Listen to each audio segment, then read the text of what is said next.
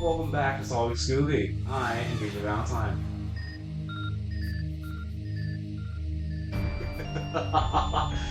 Okay, let's get serious here. Today we'll be looking at quite a few Scoobies, including Scooby-Doo, Where Are You?, the weird special Scooby Natural, and some others. We will be uncovering the secrets of Scooby.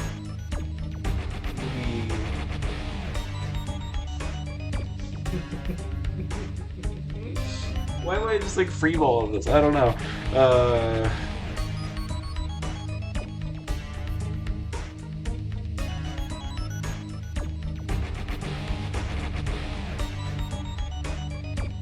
Yeah, I don't know how to say. Let's just get it on with. Let's get on with the show. I don't fucking. Roll the tape. I don't care anymore. Scooby-Doo, Where Are You? ran for 25 episodes from 1969 to 1970. It was a debut of Scooby and the Gang, and is what started the full franchise. The main cast includes Scooby-Doo, voiced by the ever-incredible Don Messick, Shaggy, voiced by Casey Kasem, Fred, voiced by Frank Welker in what would be his first ever voice role, Velma, voiced by Nicole Jaffe, and Daphne, voiced by Stephanie Anna Christopherson, who would later be replaced by Heather North in the second season. Season 1, Episode 2 opens with the gang planning a beach party while Scooby surfs around. It's been pre-established that both Shaggy and Scooby can surf in Season 1, Episode 9 of A Pup Named Scooby-Doo. While he surfs, he runs into the ghost of Captain Cutler. He runs back to the gang to tell them what's happened, and they decide to investigate further. During the investigation, they split up, with Shaggy, Scooby, and Velma heading up to talk to the widow of Captain Cutler. Once inside, Shaggy remarks that she's decorating for an early Halloween, so I'm running with the idea that, as of now, we're in summer. Episode 7 opens with the gang taking jobs as extras in the movie The Ape Man of Forbidden Mountain, where Daphne's uncle, John Maxwell, is directing. This movie's placed in a bit of a weird spot, but hopefully it'll make sense soon. Moon Monster Madness has the gang winning a lottery of sorts that allows them to take a ride on the world's first luxury space cruise. But of course there are some complications, like a pseudo-xenomorph. The cast is Shaggy, voiced by Matthew Lillard, Scooby and Fred, voiced by Frank Welker, Velma, voiced by Mindy Kahn, and Daphne, voiced by Brea Delisle Griffin. The movie opens with Daphne taking and immediately failing her driving test. In California, the earliest you can get a learner's permit is 15, which more or less tracks with my timeline. Later on, while suiting up and waiting to board the cruise, Daphne and Velma talk with one of the other passengers, Shannon Lucas. And while they do, Velma mentions that she wanted to go to space and she was a baby and has pictures to prove it. This tracks with past continuity, as in A Pup Named Scooby-Doo, Season 3, Episode 1, Velma's experiment has been chosen to go to space, and she's the most excited about this than she has been for anything else in that series. Later on, while the gang sets a trap for the alien, Fred and Daphne have this exchange. This is gonna be the greatest alien trap ever!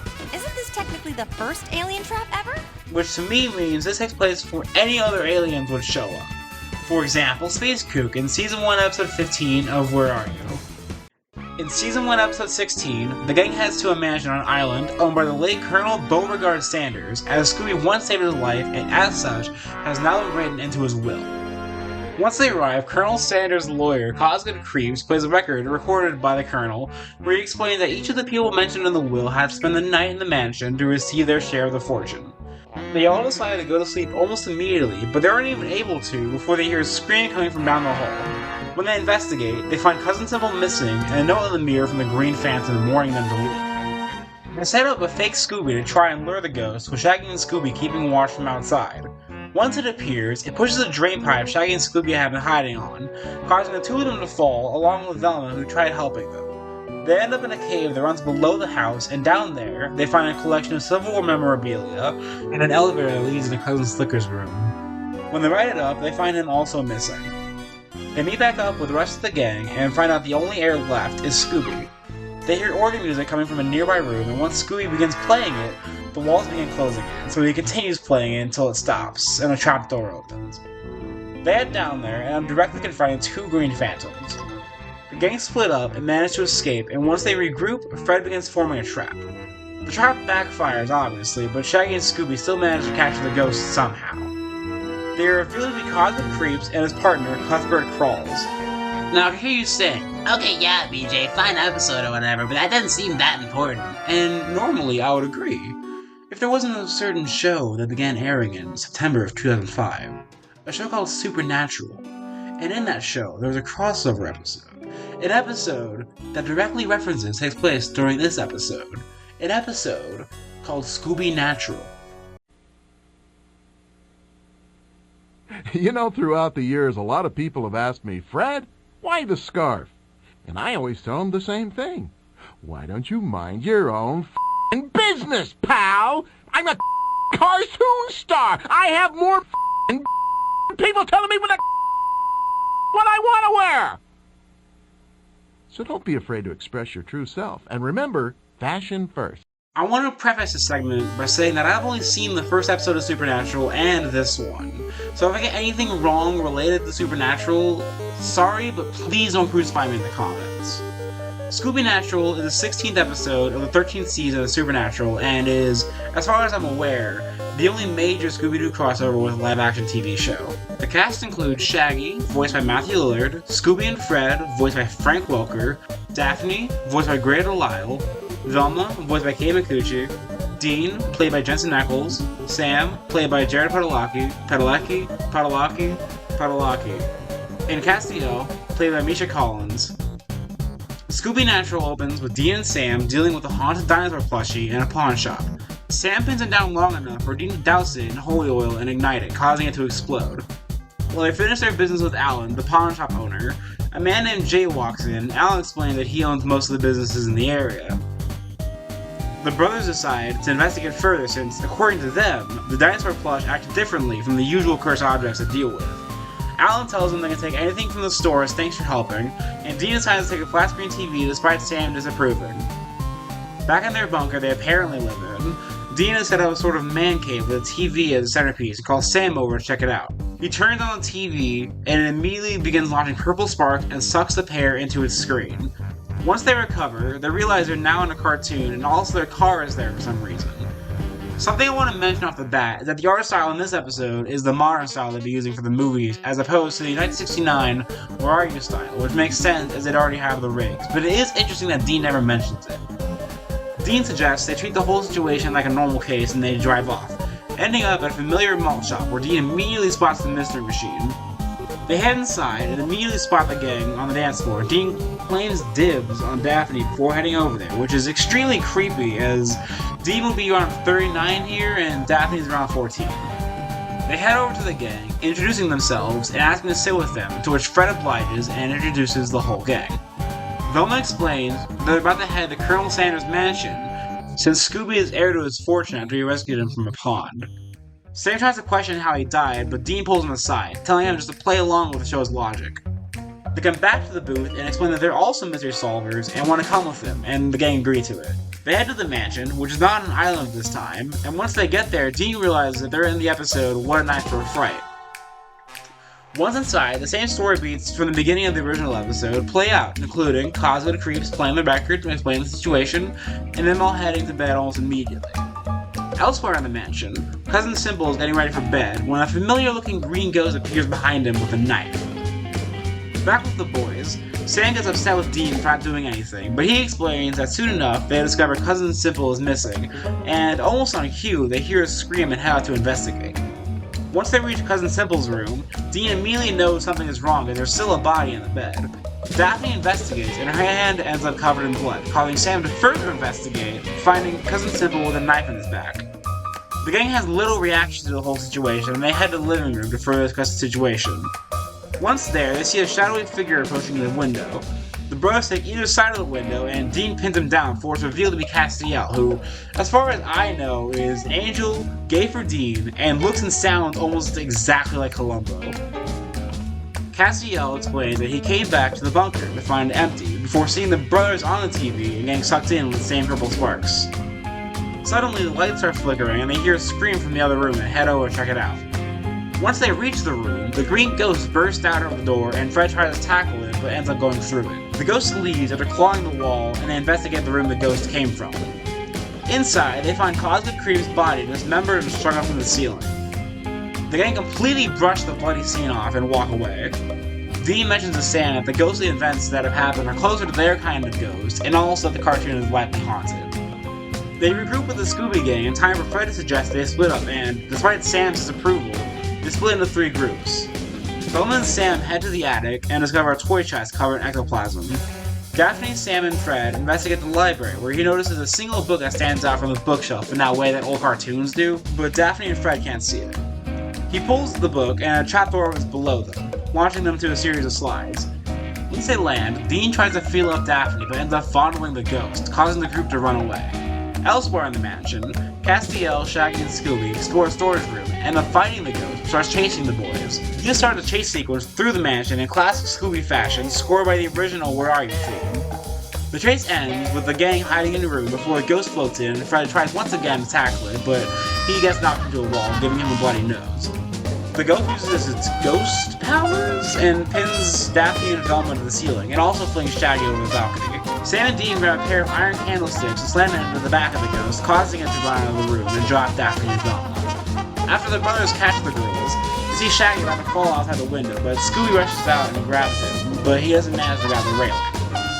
Castiel manages to grab both of them and float down, leaving Shaggy only with a broken arm. Sam and Dean realize they have to tell the gang the truth, and explain that the ghosts have been hunting the whole time has been real. The gang doesn't take the news well, as Fred has a mental breakdown, and Daphne begins panicking about the possibility of going to hell. Dean manages to rally them by naming off the various villains they've bested before. You may not have tangled with the supernatural, but you fought monsters. Real freaking psychos. You stopped Zeke and Zab. Shaggy figured out that the sharks' old Iron Face rode were really just torpedoes disguised to look like sharks. And what about the Black Knight? Huh? Mamba Wamba? Space Kook? Ghost Clown? Minor 49er? Once he finishes, they're ready to capture their first real ghost, and the Winchesters take it to their trunk, which is filled with monster hunting equipment. Once they're equipped, Dean has Fred set a trap, which is almost exactly like the one from the original episode, but with the addition of iron chains. Shaggy and Scooby end up as bait like always, but this time with the addition of Castiel to assist, and once the ghost appears, they lure it towards the trap, but, of course, end up trapped in it instead. Sam knew the plan wouldn't work and initiates Plan B, which begins with the rest of the gang luring the ghost into the library, making the ghost fall through the trapdoor from earlier, landing in a Soul Circle. Dean demands he reveal his true form, and has revealed the ghost is actually the spirit of a young boy. He explains that his soul is trapped on a pocket knife that belonged to his father, and he's being used to run people out of their businesses by a man named Jay. The brothers realize that it's the same Jay from the pawn shop, and promise to set the boy free once they get out of the TV. They ask the boy to set up something for them, and let the Scooby Gang inside to unmask the now living cosmic creeps. The Winchesters explain that they're wrong about the ghost being real, and dismiss all the ghostly happenings as wires and projectors. Castiel heals Shaggy's arm, and the gang are satisfied with the whole situation as Fred suggests they head back to the malt shop. Once they're out of the room, Castiel tells Cosga they're ready, and the ghost boy turns back to transport the brothers and Castiel out of the TV. Once they make it out, Dean destroys the television with a sledge to recover a pocket knife. He gives it to Sam so he can destroy it, releasing the boy's soul. They head back to the pawn shop and confront Jay right before Alan tells off the shop. The brothers explain that he'd been using the ghost knife to buy people's property off the cheap. Jay tells them that no one will believe them, but Sam says they knew that and looked into his finances, finding out that he'd been committing tax fraud as the police pull up. They head outside to watch him get arrested, and then Dean does the iconic outro.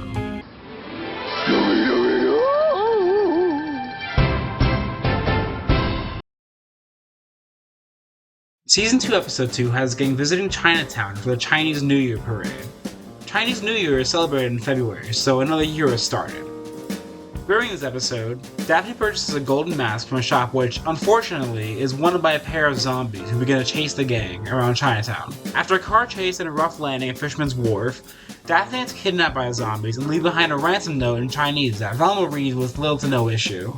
Sephora has the gang attending a school dance which quickly establishes that they're currently in school. The dance isn't that important itself, but it's easy to just assume that it's the end-of-year dance to episode 2 taking place in February.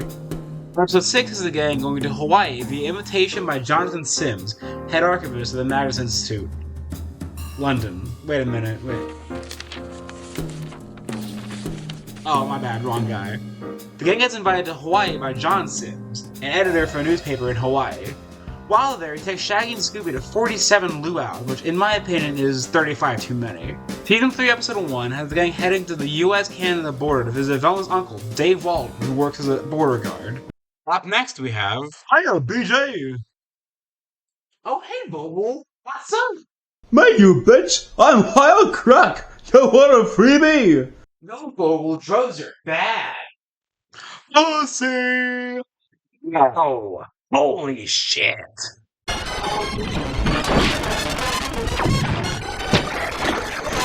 Whatever, man. That does remind me, I probably should talk about 13 Ghosts of Scooby-Doo at some point. Honestly, it would fit here in the timeline. Okay, yeah, let's talk about it. Roll the tape.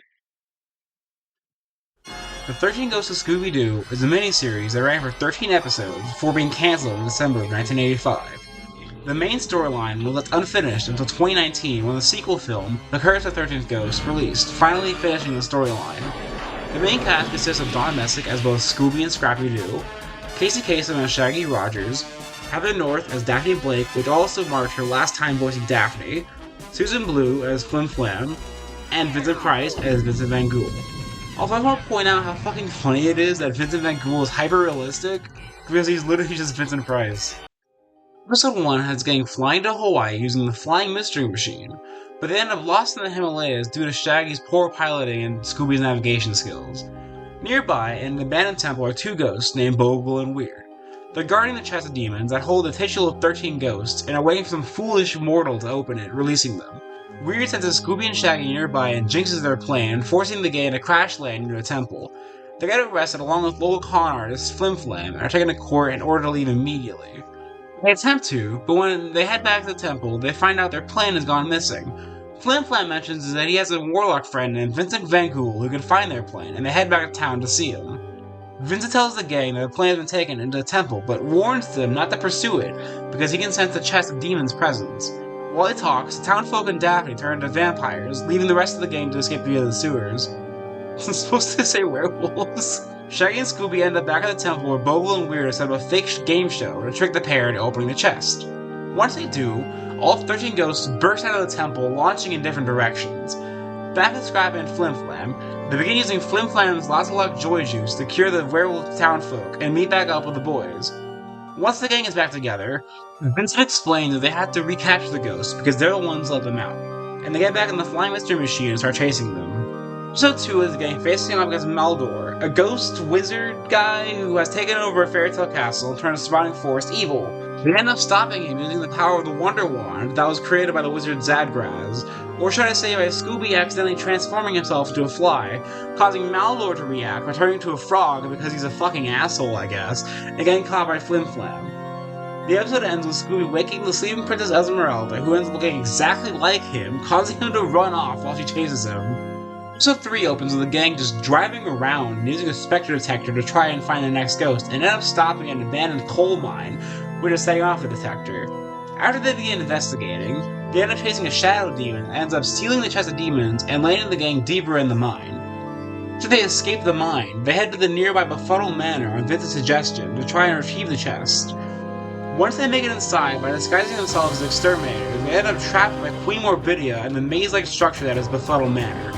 After some investigating, including a musical sequence and a holographic train that can somehow interact with the real world, the gang ends up in the basement where they find out the shadow demon belongs to Byron Befuddle, who built and owns the mansion, but was trapped inside when Morbidia took over. He further explains that he stole the chest and takes the gang to where he hid it. Once there, the gang ends up cornered by Queen Morbidia and her goons before Vincent shows up at the window with his carpet. They don't make it very far before the carpet crumbles to the weight of 7 people in a chest of demons. Once they land, they're once again cornered, but this time they stall until sunrise by performing yet another musical sequence, this one being a sing-along for some reason. They manage to make it, and Queen Morbidia burns to dust, leaving Flim Flam to sweep her up. Episode 4 opens with the gang headed to Morocco to attend a Ghost Hunters convention, where the Reflected Spectre has set a trap to capture them within its mirror dimension. The trapper left early, however, ended up trapping a random hotel mate, and since the hotel staff don't know anything about ghosts, they end up blaming the Scooby Gang. While the gang hides from the authorities, they look around the convention. Flim Flam ends up buying the Vacuum School, a spirit-based vacuum that can be used to capture ghosts. And on the other side of the convention, Daphne receives a mysterious amulet with strange writing that definitely will be important later on. Using Bogle and Weird to move him, the Reflected Spectre tries again to capture the gang while they perform on stage, and manages to get all but Scrappy and Flim Flam. While in the mirror dimension, the amulet Daphne received earlier is now readable as it was written mirrored. Once she reads it, they're all released from the dimension, and once they get out, Flimflam and Scrappy are waiting with a vacuum spook which they use to capture the Spectre, freeing the maid in the process and clearing the gang of any accusations. Episode 5 opens with the gang and Vincent watching a monster movie marathon at what I can only assume is Daphne's house. As the movie, The Son of the Bride of the Ghost of Frankenstein, or TSDBGF for short, begins. Before the movie can start, however, they end up being trapped in the movie by the monster of the week, Zomba. Once inside, the gang begins taking the place of the characters as Vincent tries to find a way out. Back in Daphne's house, Zomba fights against the gang's intensive security to get the chest of demons, but finds out that it's fake. Assuming the gang has it, she re-enters the movie to try and get it. After a brief chase through Frankenstein's castle, she ends up flying through the air and landing inside the chest of demons. Once inside, the gang is teleported back out of the movie. Episode 6 is the gang taking a cruise due to Scooby's intense paranoia from all the ghost hunting. While on the ship, Scooby continues to be scared of Bogle and Weird, so Flimflam has the bright idea of hypnotizing him so he only laughs at danger instead of being scared. Later that night, at dinner, the captain and all the other passengers of the boat reveal themselves to be ghosts repeating their final voyage to the Bermuda Triangle. The gang escapes dinner, and Vincent tells them that if they reach the triangle, the chest of demons will open, releasing all the ghosts again, so they're on a pretty steep time limit. The gang head to the bridge to try and stop the ship, but fail, and all the demons in the chest emerge as one spirit cyclone. The gang is roaming the ship and absorbing the other ghosts, before Flimflam decides to use Scooby's hypnosis to their advantage. He has Scooby perform a disappearing box trick he taught him earlier to trap the ghost cyclone in the chest once again. Once sealed, the ghost ship disappears, leaving the gang stranded on a rubber duck floaty. Episode 7 has the gang headed to New Orleans, where Vincent Van Ghoul is being crowned Warlock of the Year. But while there, he gets cursed to fall in love with the demon Nakara, who can steal Warlock's powers, but only on Friday the 13th, which is an extremely convoluted power to have. Imagine your best power only works on a specific day of the week. Imagine planning that you have to do if you want to actually use it. And also, if it's a specific warlock you want to drain the powers of, and they're aware of you, you're kinda fucked, because they can see the calendar and just plan around Friday the 13th, like, oh, next week's Friday the 13th, I'd better stock up on new Tales and Skeleton Dust, and then you never get a chance to do anything! Anyways, the whole episode surrounds the gang trying to stop Vincent from getting kissed by Nakara, all while he tries desperately to marry her. The episode climaxes with the pair almost getting married, but the gang manages to stall long enough and pretending to be his family, leading to this hilarious exchange. Hiya, Pops. Son? They manage to stall just long enough for midnight to pass, and for Nakara to lose her power, which also for some reason causes her and her minions to be consumed by a chest of demons. Yet another downside of her powers. Episode 8 has the gang attempting to stop the Brewski sisters, the world's worst witches, as they've recently been given the Black Book of Spells by Marcello. She instructs them to cast Spell 13 on Stonehenge to release her from the zone of eternal evil. The episode follows the gang as they chase the sisters to Egypt and Paris as they collect the ingredients they need to cast a spell. While the gang follows them, Vincent wanders the zone of eternal evil to confront Marcella directly and ends up captured by her. Once the witches reach Stonehenge, the gang dresses witches and manages to distract them long enough to change the spell to trap Marcella back in the chest. Episode 9 opens with the gang heading off to stop Time Slime from messing with time. They arrive in Cuckoosburg, where Time Slime has turned himself to a clock and pulls the lever, dropping the gang into his lair. Vincent manages to teleport most of the gang back to his castle, except for Scooby because he's holding Time Slime's time scepter, and then Vincent tries again and ends up launching Scooby into a time vortex where he sees visions of his own birth and the various ghosts they've been hunting throughout the series. This experience scares him so bad that once Vincent manages to get them back, he quits on the spot, deciding to move back in with his parents in Duville. Now, Duville is a new concept and one that is exclusive to this series, but it can easily be assumed that Dew Manor from A Puppet Named Scooby-Doo is placed somewhere in this town, but it does seem like the dudes have sold it as they have a new house here, or they're just stupid rich, which is also possible. The rest of the gang, now missing Scooby, begin holding auditions to replace him, eventually landing on Bernie Gumsher, who Flimflam says fits the general idea of Scooby-Doo, but he is definitely lazier than Scooby is. While this happens, we launch to a strange meta-sequence where various children in America stop watching and judging Ghosts of Scooby-Doo, and television as a whole due to the lack of Scooby-Doo. It gets so bad that the news stations begin reporting on the phenomenon, and even the president has to address it, and oh my god, that's Ronald Reagan. That's 40th U.S. President Ronald fucking Reagan. I don't know what to say. Once this strange segment finishes, the gang return to Cuckoosburg to confront Time Slime once again, but end up immediately captured without Scooby-Doo. After Vincent sees this, he uses the time step to pause time and take Scooby to the far future where he shows him what happens if the gang fails to capture the ghosts. Apparently, if the gang doesn't finish capturing the ghosts and the entire world turns into Fallout for some reason, Time Slime controls every member of the gang except for Shaggy, who just went fucking insane. And back in the present, Scooby arrives in the nick of time to capture Time Slime and free the gang all by himself.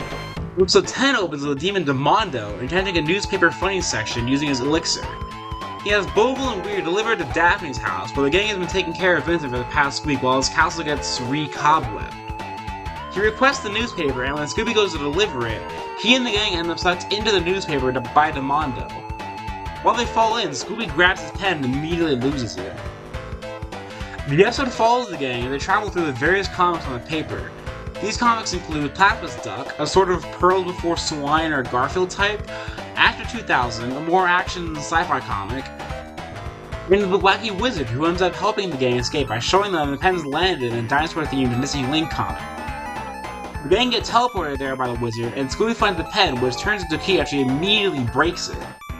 Also, I want to point out that Shaggy in this scene says Zoink instead of Zoinks. Zoink! Which does imply that Zoinks is a plural word. Demondo takes the key, and they give chase, leading them back to Platypus Duck, where Demondo gets caught in a net by a lousy lizard. They see the door nearby and make their escape, but leave behind the key. Once they make it out, Scooby sees Demondo following them and simply balls up the newspaper and throws it in the chest of demons. Episode 11 starts with the gang headed to California to investigate a surge of ghost activity, while Vincent explains that tonight is initiation night for the Spook and Poltergeist Society, or SAPS for short. Once the gang reaches California, they head towards a hangar where Bogle and Weird are trying to poison some flowers.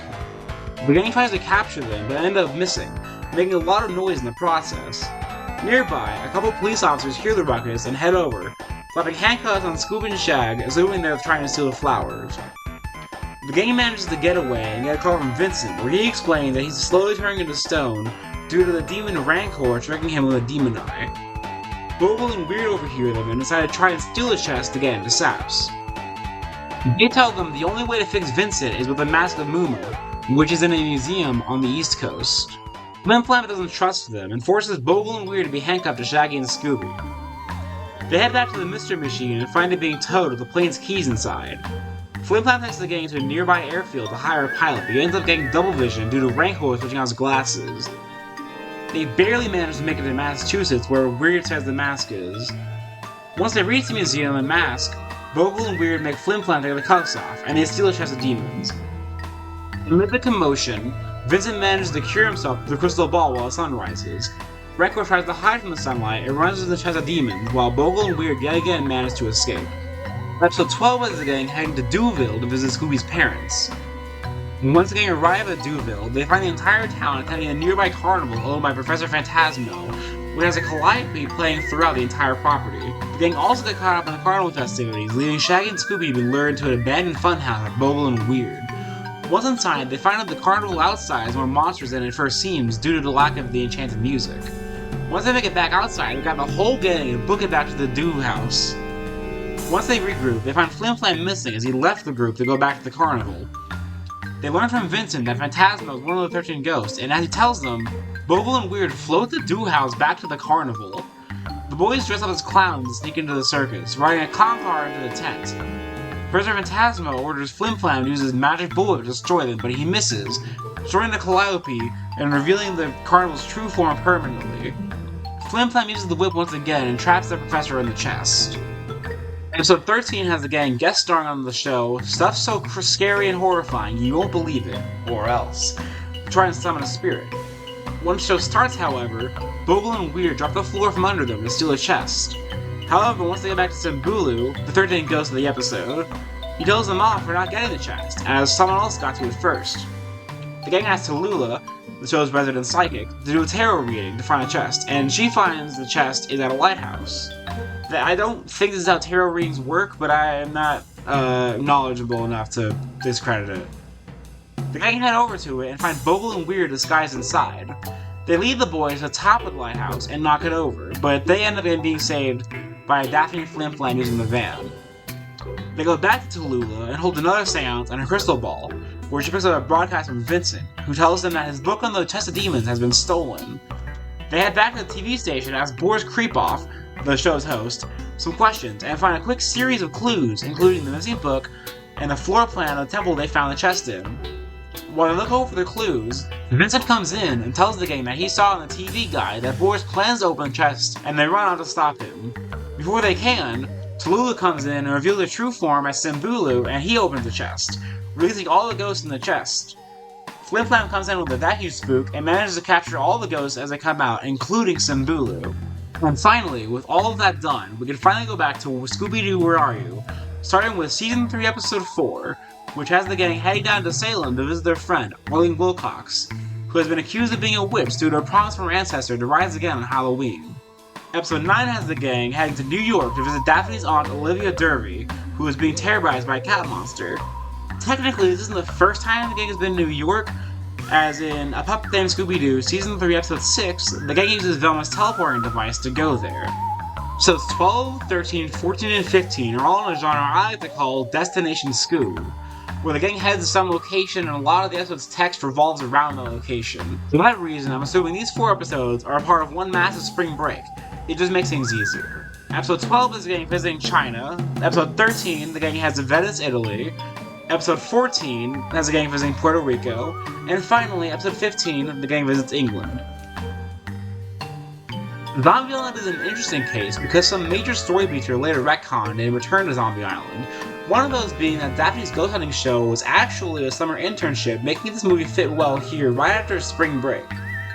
On top of that, Shaggy and Scooby are working customs, and Velma's running a bookstore, so I'm also assuming that these are summer jobs through Daphne and Fred's internship. Past that, there isn't much else to mention here that hasn't already been talked about over and over in other videos. Of course Zombie Island is goated, of course it changed the course of the series, of course it's the first time the monsters were actually real. I don't need to say these things again, it's kind of already assumed. Cast is Shaggy, voiced by Billy West, who was the second ever person to voice Shaggy, and was also in the running to take over for Casey Kasem, but lost to Matthew Lillard.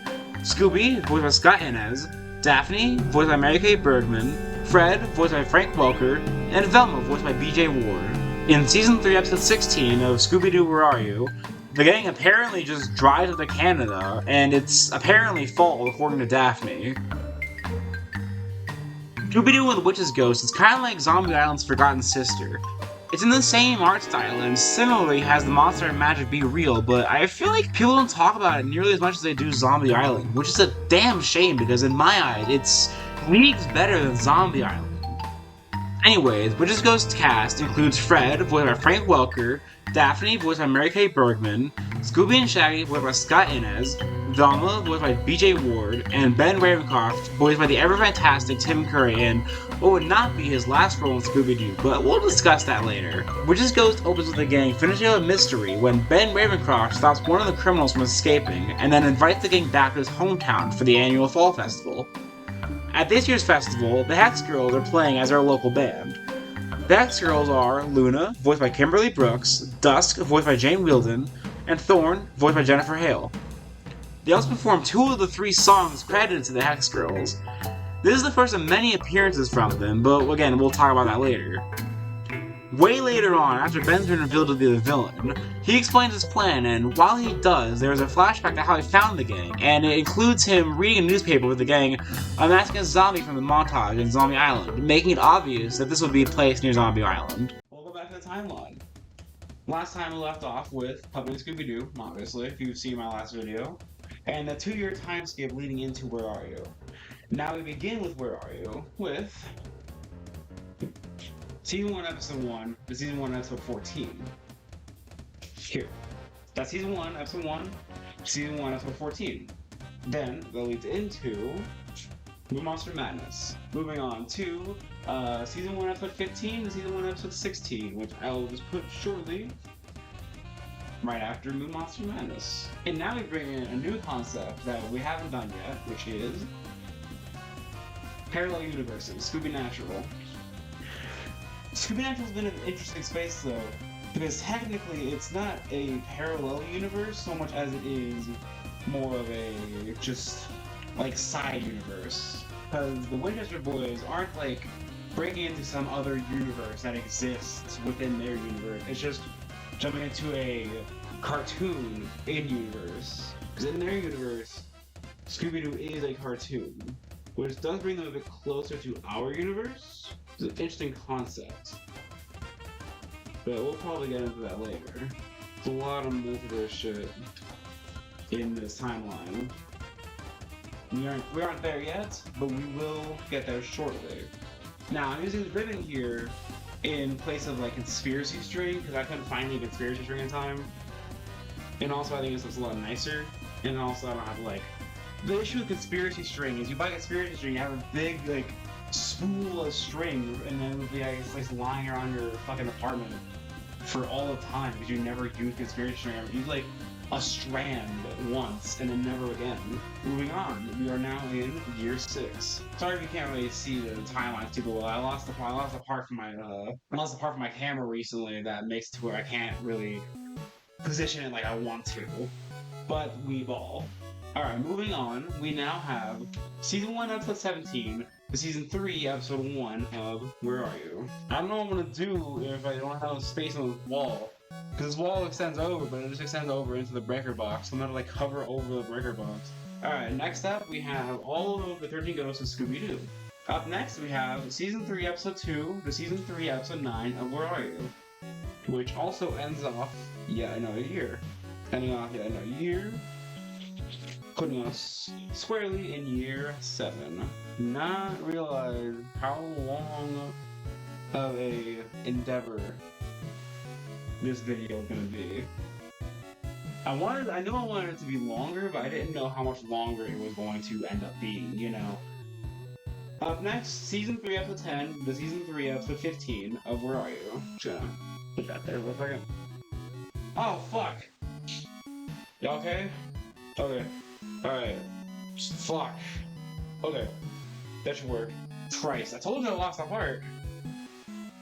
Still working on it.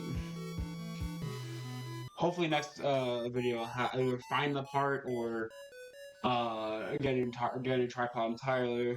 Up next we have Zombie Island.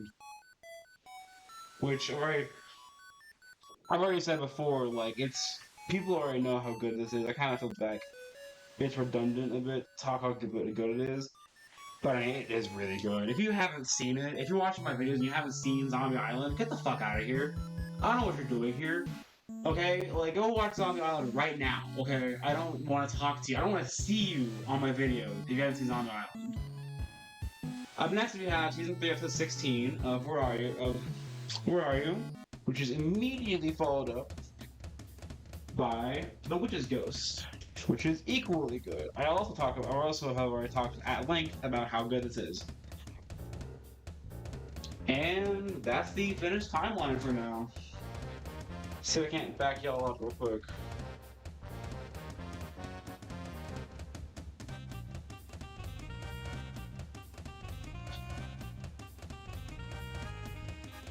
There we go.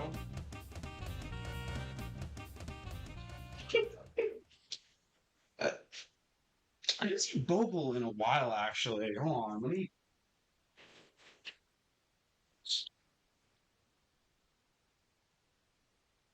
Let's go find my roommate, shall we? Bogle. Bogle. The fuck is he? You don't... There's no way. It's like... Bogle! Dude, where the fuck are... Is he... Dude, get the fuck out of there, man. Come on. I said that... No! Oh my god, no!